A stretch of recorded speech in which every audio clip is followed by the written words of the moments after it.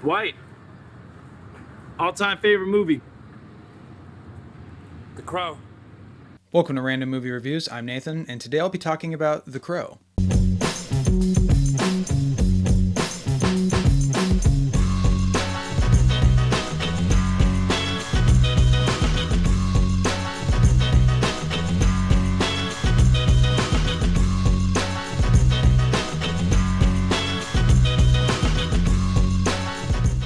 So I wanted to talk about The Crow today for a few different reasons. Firstly, I briefly mentioned how much I enjoyed The Crow in my last review for Batman '89, talking about gothic, vibey movies and how The Crow is an excellent example of that. It's a film that I rewatched for the first time in years, just a month or two ago. And I went into watching it again going like, I really loved this movie back in my early teens. And let's see how well it holds up. I was actually expecting it not to hold up as well for some reason, but I was wrong. I still very much enjoy The Crow. It's not a perfect movie, but a lot of it still works really well, especially visually. I still very much love the atmosphere, the soundtrack. Oh, that Cure song alone is such a banger. Every night I call, every night I call your name. Brandon Lee's performance is terrific. Obviously, his life was very tragically cut short during this movie, which just adds a layer of melancholy to the film, which is really unfortunate. But overall, I think the movie still stands up really well. Surprisingly well. And then the other reason why I wanted to talk about it is because I was just reminded after I kind of put it out of my head that they are, in fact, remaking this movie. And so I literally was like, okay, I'm going to talk about The Crow today because I was watching YouTube, just kind of goofing around, and an ad for The Crow, the new remake with Bill Skarsgård, showed up. I was like, oh, this looks so bad. It looks so stupid. But before we get into that, let's talk about the original movie, and let's get into why the film really doesn't and probably shouldn't be remade. So for those who may not know, The Crow is based off a underground comic book that was written by James O'Barr in the late 80s. The writer was working on the comic as a way to deal with his own personal tragedy when he had a fiance who passed away in a car accident, I believe. And then he was also influenced over a story he read about a couple being killed over a $20 engagement ring. And so he used that as kind of the basis to write a revenge story that was dealing with grief and trauma and trying to overcome it, trying to right wrongs.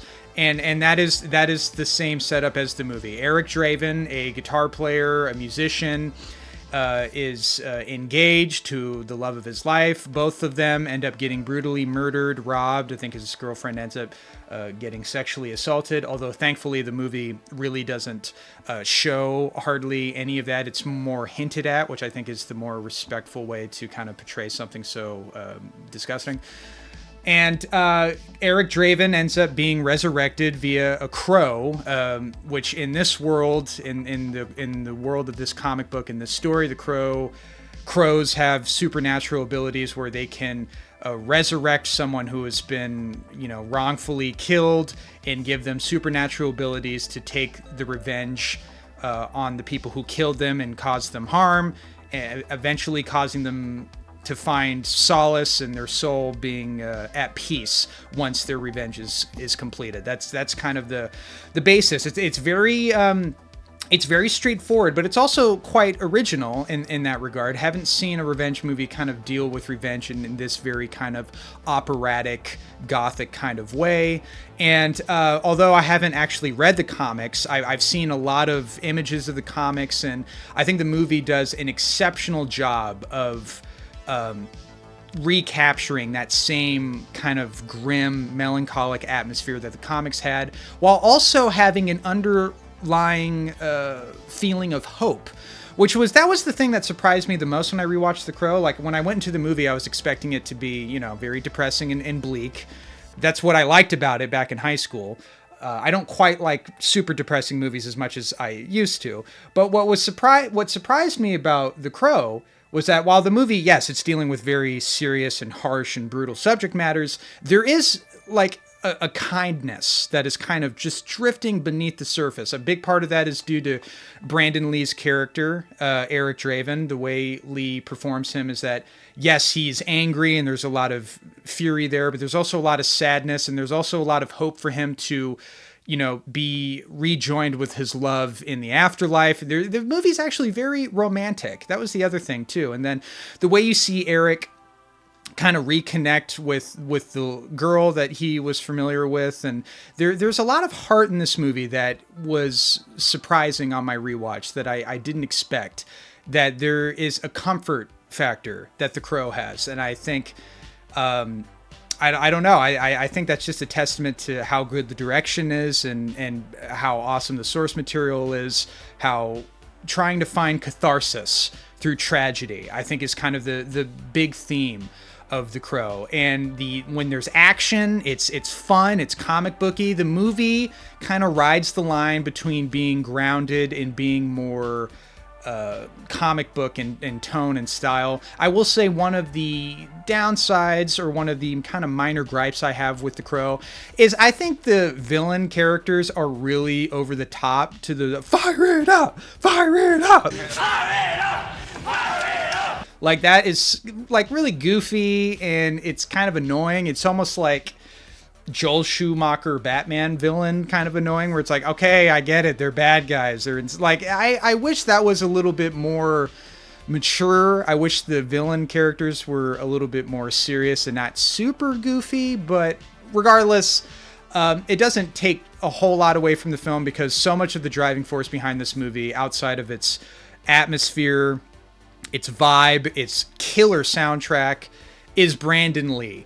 And the director of the film, who he has commented on the fact that there really shouldn't be a remake because of the tragedy that the original film has around Brandon Lee's very unfortunate death.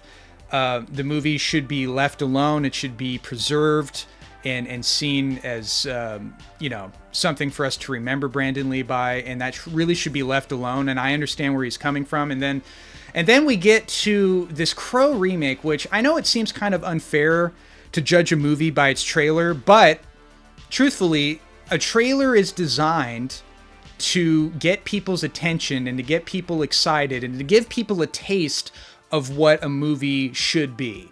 And, I know there have been instances in the past where movies have gotten trailers that have very poorly represented the film, but more often than not, if you see a trailer to a movie and you're like, that looks awful, the movie will most likely end up awful. Case in point, look at the Ghostbusters 2016 trailer. When that came out, everybody disliked the hell out of that, and the movie came out, and what do you know? It's just as shitty as the trailer. It was exactly as it was advertised. It was everything that the trailer represented.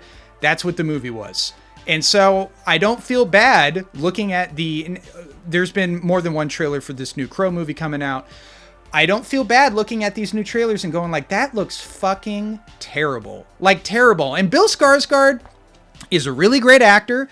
All of the Skarsgårds, I mean, they're very good actors. Bill Skarsgård in particular, he, with his performance with Pennywise, he's very physical. He has a very, commanding presence on screen. In theory, I feel like he could be a good protagonist for a Crow remake. In theory, in execution, he looks like a goddamn SoundCloud rapper, like fucking Lil Peep or Lil Xan, or one of those just artists that personally I can't stand that type of rap music. I love real hip hop. SoundCloud, ugh. And with his stupid face tattoos, I was getting some serious like Jared Leto, the Suicide Squad Joker vibes. And then outside of the fact that his appearance just looks really stupid and it looks super desperate to try to get a young audience to see this movie, the vibe that the trailer gives off is so generic. It looks like the most generic, surface level, bottom tier, vigilante revenge type movie. All of the atmosphere, the dark gothic tone that makes the original Crow film a cult classic, that is completely absent in this new movie. And there's no doubt in my mind that when this movie comes out, it is going to get terrible reviews. I'm betting right now. I'm telling you right now. Just based on the trailer alone, based on the look of the movie, based on everyone involved, I think this movie is going to do terribly.